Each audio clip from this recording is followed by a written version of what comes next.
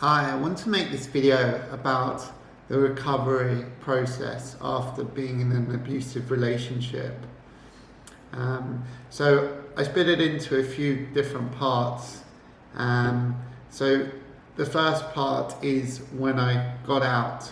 So I was in an abusive relationship for 21 months, and I actually have been out of it now for also about 21 months. And I have to say it's been a long journey, full of ups and downs. I feel that in the last few months more myself than I've ever done for years, but it's still I'm still working through everything.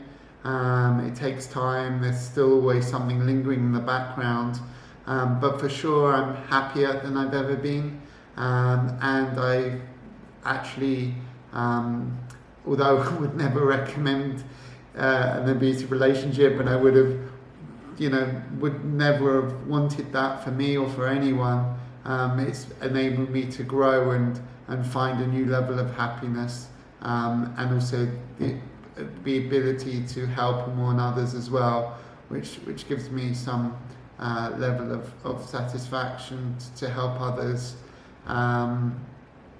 But when I got out of the relationship, I think for me I wasn't aware I was in an abusive relationship, even though it was very abusive. And I think the first sort of month was really understanding that, coming to terms with that, and really learning about an abusive relationship, learning about all the different elements of it, and it was a very difficult experience to see it, to relate to it, and I think it's taken over maybe a year and a half to even accept that I was in an abusive relationship. After reading lots of books and YouTube videos and TED Talks, you kind of just have to accept that I was in one, and it really was bad, because everything that happened to me was covered in all of the books, every chapter, whatever it said about the different things, I had it. And that was very, very hard to come to terms with and accept. And I think for the first, I would even say first 6 months, I would always sort of say that, my abuser didn't mean it. She just had a bad childhood. She was a good person inside. She suffered a lot, but actually, in the last 3 months, I started reading books, more books about abuse and PTSD and things like this, and then I have sort of flashbacks or memories, I would say, of things that she said, like what did she say? I've never been treated like this before. She used to say, I'm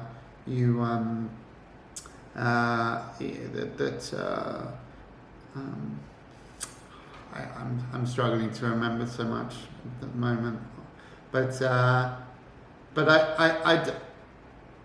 I do.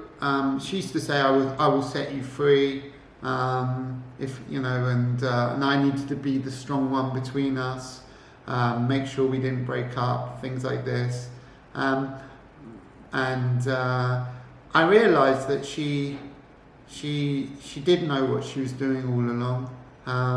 She knew that it wasn't right. She knew she was manipulating me, and she knew when she was, curled up crying, telling me to get off her, that when she took me to her therapist, when everything that she did, all the actions she took were very, very planned and thought out, and to get a reaction, to get control from me over me. And that's why I felt so much in a spell. So the first 3 months was really tough to understand, to learn, but I did feel relief. I did feel good. It definitely felt it was the right decision, for sure, and I was delighted to be out of it.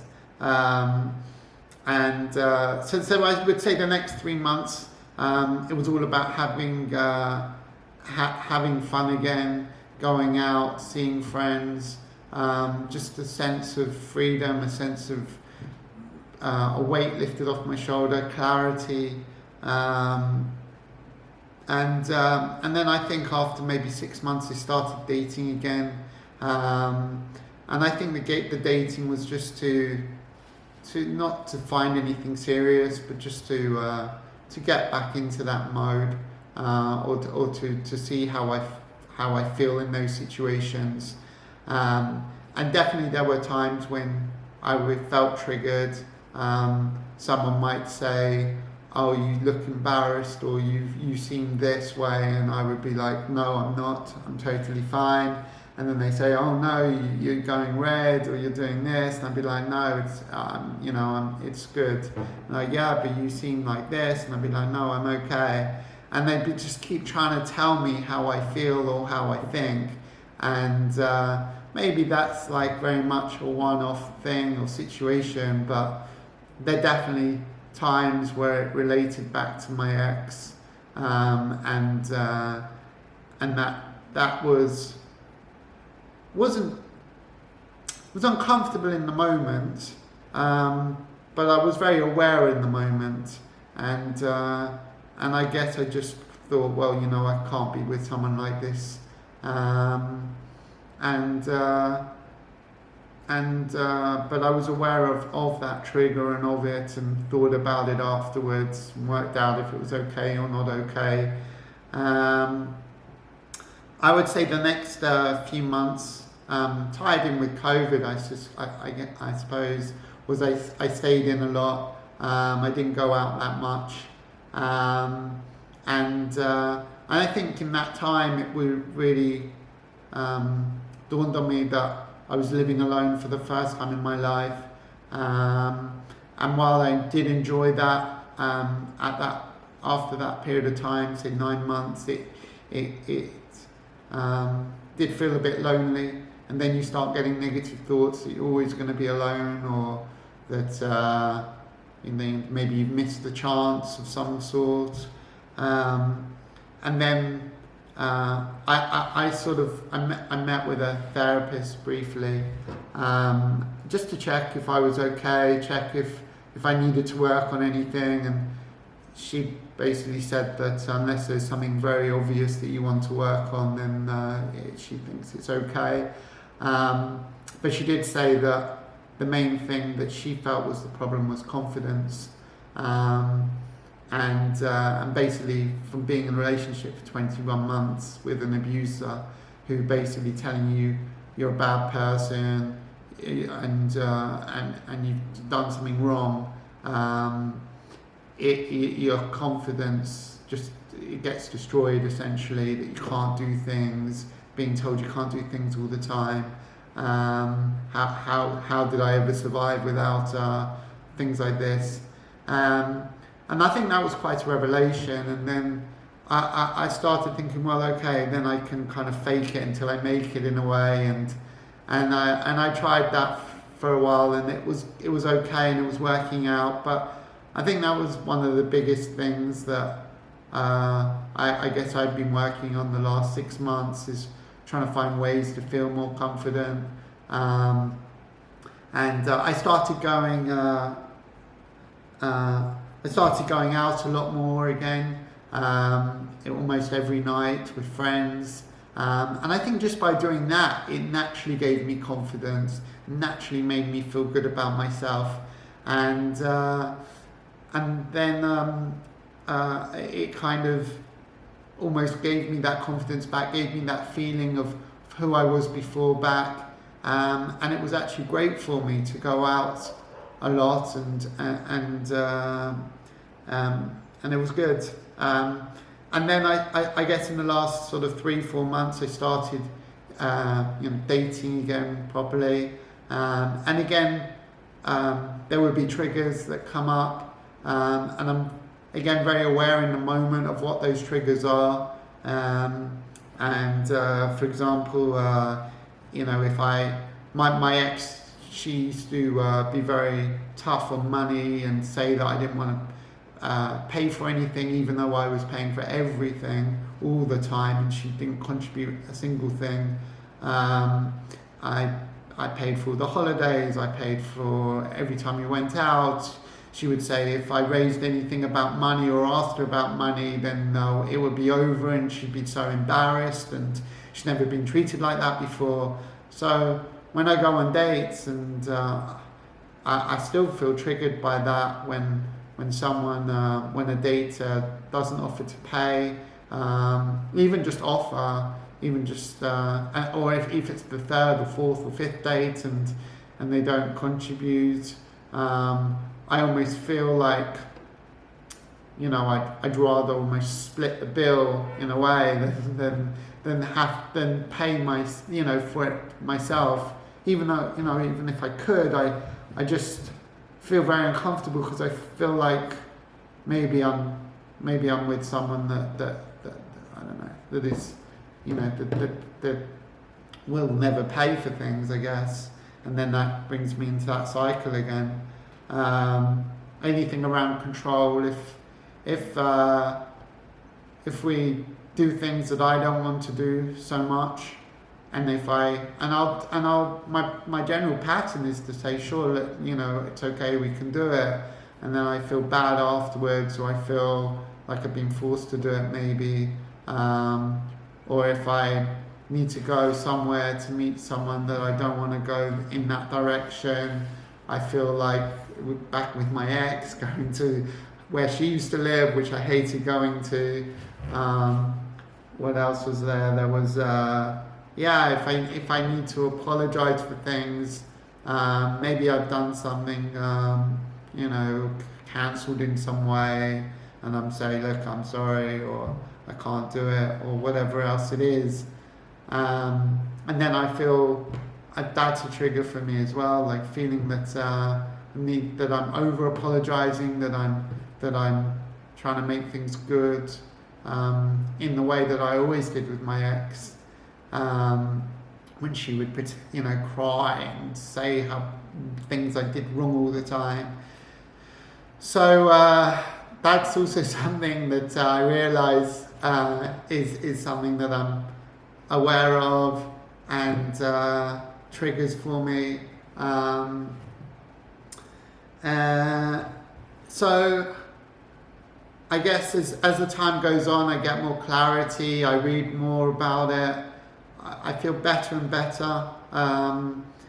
It is something that's on the back of my mind, or get triggered easily, brings up fears of being alone, all of these things. But like I said at the start, in the last, I would say, 3 months since I started going out a lot more, started being myself a lot more, I feel good.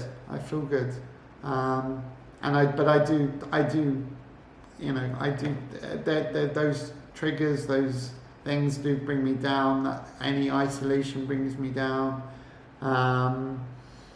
and it can be tough. And I find I make these videos sometimes when I'm on a up rather than on a down.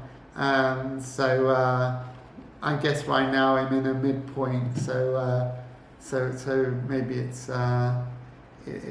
good. I'd like to see another side. And I guess the next thing is looking to the future, and I think when I do look to the future, I guess I do wonder if about trust with someone in, a future partner. But I think most of what I'm doing is going with it and just being aware of the situation, being aware of any triggers, being aware of any red flags, and trying not to think too much, just trying to go with it, take my time, and I'm hoping that things will just work out in the future. Times are also difficult with COVID. It's sometimes a little bit tricky to separate COVID and feelings from COVID and feelings from the remnants of abuse or dealing with that. But I think when I want to learn more about abuse, I have books, I have videos, I read about it. When I want to just have fun, I just have fun, and I go out and party and meet people. But on the whole, I'm very self-aware, and I think that I do see an upward trajectory for sure, definitely. And I also see that there are still triggers, there are still things that are there. And I'm optimistic about the future, and I guess we'll see what happens. And I just got to believe in myself, in the process, and I'm feeling good, and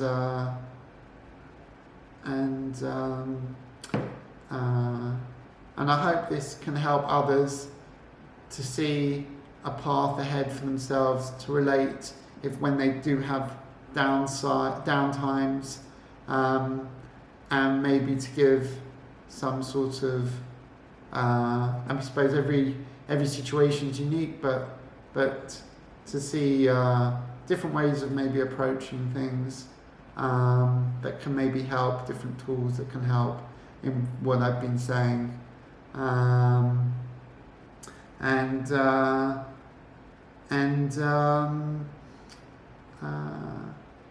yeah, that's all I have to say. So thank you, and be strong, good luck, and take care.